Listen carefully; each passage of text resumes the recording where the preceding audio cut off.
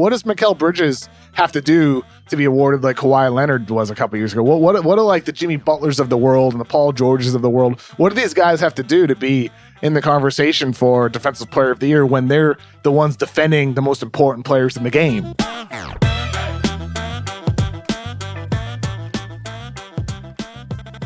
After that Tuesday game, I tweeted out about Mikal Bridges and said how, Defensive Player of the Year is usually an award for bigs. Mm-hmm. Rudy Gobert, Draymond Green, those guys will be the favorites, and they should be. Draymond today for me, at the quarter mark of the season, would be my favorite for Defensive Player of the Year when I cast my ballot. We'll see how that changes. But Mikal Bridges should at least be in that conversation for Defensive Player of the Year. Undoubtedly, this season, he's been a first-team all-defensive team guy, like undoubtedly. He's been not just that Steph game, he's been doing that night in, night out. He's been a dominant defender at the point of attack for the Phoenix Suns. He's integral to their success as a collective unit. And, I tweeted out how at the time FanDuel had Bridges as plus 12,000 for Defensive Player of the Year. He was the 29th highest odds, plus 12,000. After the game, he moved up to plus 2,500, the 7th highest odds.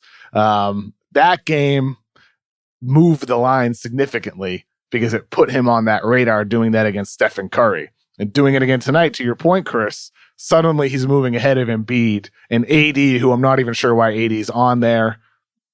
To be honest with you, at that point, ahead of Bridges, it doesn't make any sense to me. He could move up even more when it comes to what people are expecting from him in terms of how people are talking about him. And I think for voters, I had a phone call with somebody after that game the next morning, somebody who works for a team, and they said to me, he's like, why are bigs favored for this? It's a perimeter game. But why are the players that aren't, stopping or bothering or altering what perimeter stars do favored for this? He's like, what does Mikal Bridges have to do to be awarded like Kawhi Leonard was a couple years ago? What do like the Jimmy Butlers of the world and the Paul Georges of the world, what do these guys have to do to be in the conversation for Defensive Player of the Year when they're the ones defending the most important players in the game? And I mean, it's an interesting thought that I'm just putting out there. Well, I don't have the answer to it, Chris. A major reason is because, and I know that you have expressed your level of discontent, as have many throughout basketball, with defensive metrics.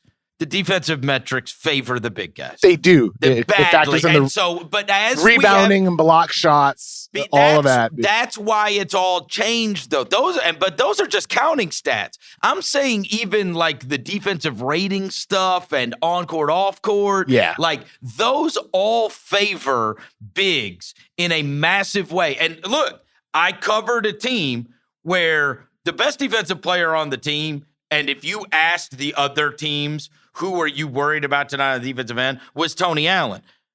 Marc Gasol won Defensive Player of the Year.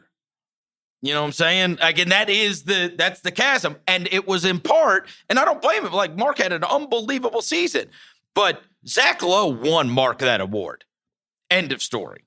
Because he wrote this huge article and it was all those numbers and everything else. And nobody really had some kind of strong opinion. And it was the best defense in the league, and here's this guy with these crazy numbers, and all those numbers were, all those numbers were incredibly persuasive. But if you go look at them every year, 538 did that thing that I mocked last year about Rudy Gobert having the greatest defensive season, whatever, in the history of basketball, whatever, and like fourth on the list was Gorgie Jang from the Grizzlies 2 years ago. And I'm like, bro, tear up your whatever whatever algorithm you used to come up with this shit. Like, you got to tear it up.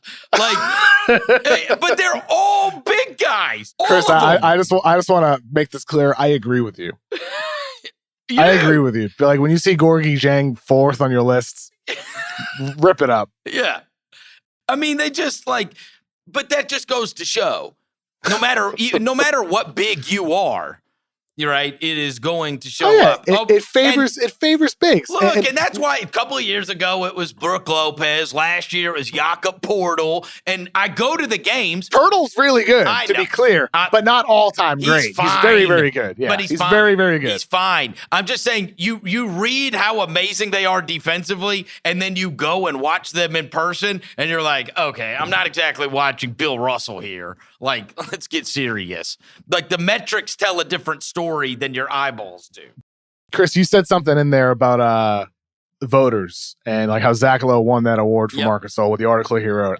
I think the NBA, with how powerful Twitter is, I think the NBA needs to make the votes private. And I think the reason why I think that is because the NBA doesn't need the public to hold voters accountable for doing goofy stuff. If some guy's going to vote Andre Drummond for Defensive Player of the Year, the NBA is smart enough to say that person's not going to get a vote again. But I think the element of public pressure and not wanting to stray from what everybody else is thinking or doing is real when it comes to votes. And I have not investigated this at all. It's just a theory I have in my head. I'm not sure the best way to measure it. But it just seems to me in recent years, there's more consensus.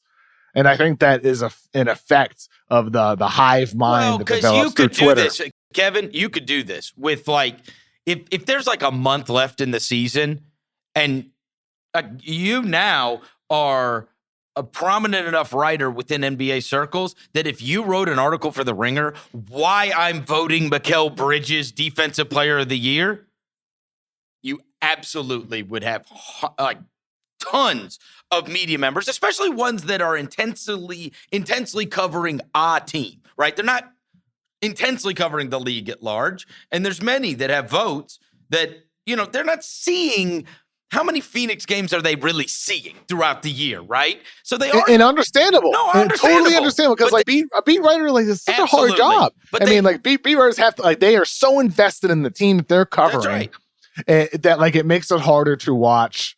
Everybody. The Phoenix on a Thursday night against the Pistons. And they are dependent upon others' opinions.